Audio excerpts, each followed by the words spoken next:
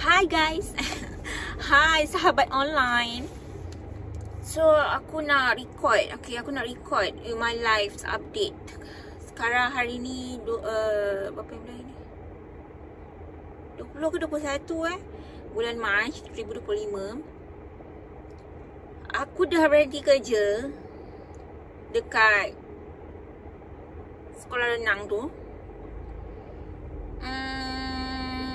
Dan sekarang aku sedang ni lah, aku cari kerja tapi tak seagresif macam sebelum ni.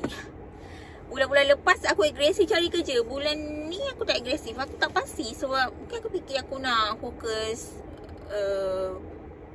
bulan puasa, berpuasa, fokus macam relax. Relax, tak tergesa-gesa. Ni memang betul, aku relax. Aku tengok TV, aku layan movie, aku layan Netflix. Aku enjoy my time with mother. Mak aku bawa mak aku kat sini. Macam itulah, aku macam okay, aku rasalah macam aku ni bukan lewah, what do you call that? Apa yang kita cakap kalau kita macam melambat-lambatkan, menunda-nunda. Macam tu. Aku macam tu ke? Aku ni menunda-nunda ke? Sebab aku kena cari kerja. Aku kena kerja. At least aku kena ada income. Nak bayar kereta semua ni. Aku macam tu lah. Antara macam aku ni kenapa relax sangat? Kenapa relax sangat? Bukankah aku sepatutnya cari kerja macam tu? Sebab dah tak dapat kerja banyak kali ni macam tu. Itulah. Aku antara dua tu. Tapi aku memilih untuk relax. Aku bersyukur ada perasaan relax tu. Bukan senang tu saya berasa relax macam tu. So aku macam relax. Aku enjoy the moment, enjoy the fasting month. And then itulah aku enjoy my time. Sebab mak aku bawa mak aku raya sini. Tahun ni kita tak raya kat kampung.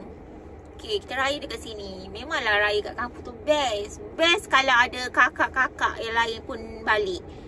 So kakak-kakak balik, yang lain pun tak balik. So nak harapkan aku dengan abang aku, diorang nak apa tu balik. Dah lah balik sehari sebelum raya. Aku fikir nak mengemas dalam, nak mengemas luar rumah lagi.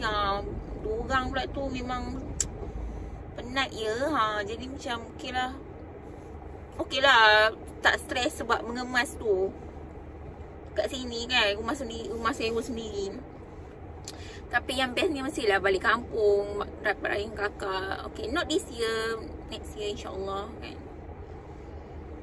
Lepas okay, apa lagi aku nak update. Okay, aku baru balik daripada ambil barang dekat Clan & Co. Barang-barang daripada Shopee. Ni aku ada beli bantal baru. Bantal aku menyedihkan ya. Bantal dengan apa aku beli selimut lah. Selimut baru aku beli. Aku ambil pick up sendiri sebab dekat je dengan rumah.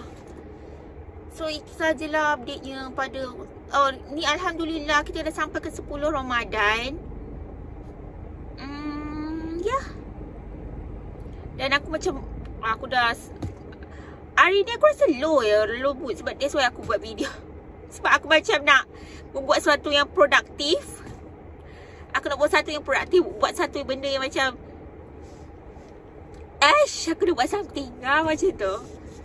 Ya guys, see guys. Aku rasa aku macam plan nak buat vlog raya tau. Vlog raya dekat rumah sendiri. Tapi tengoklah kalau rajin. Rasa macam rajin. Buat kenangan kan. Upload kat YouTube. Macam ni kan panjang videonya. Upload kat YouTube. Benda lain pun kita boleh relate. Okay lah. Bye.